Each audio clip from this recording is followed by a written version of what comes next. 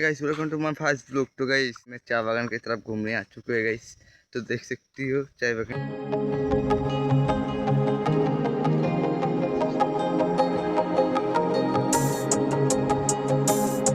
चारों तरफ फैला हुआ है गाइस। तो अच्छा लग रहा है वीडियो को लाइक कर देना। तो गाइस फास्ट ब्लॉग है गाइस, बहुत ज़्यादा प्यार बहुत ज़्यादा सपोर्ट देना गाइस। मैं इसी तरह से वीडियो बनाते रहूँगा गाइस यूट्यूब पे यार। बहुत ज़्यादा आप लोग का प्यार, आप कहाँ से देखती हो मेरा वीडियो कमेंट में ज़रूर बोलना गाइस। मेरे को भी पता चलना चाहिए ना मेरा वीडियो कहाँ कहाँ तो गया। तो गाइस देख सकते हो चाय बागान एकदम बहुत बड़ा है गाइस, बहुत दूर दूर से फैला हुआ है चाय बागान गाइस। आपको एकदम पूरा दिखाने वाला गाइस। तो आज का फास्ट ब्लॉग कितना ही बात है, अगर वीडियो को लाइक कर देना, सब्सक्राइब कर देना। फास्ट ब्लॉग लड़का लड़की के बारे में है गाइस, लौटा हुआ लड़का लड़की के बारे में। हाँ, लौटा हुआ लड़का लड़की पे कभी ऐसे नहीं रहता।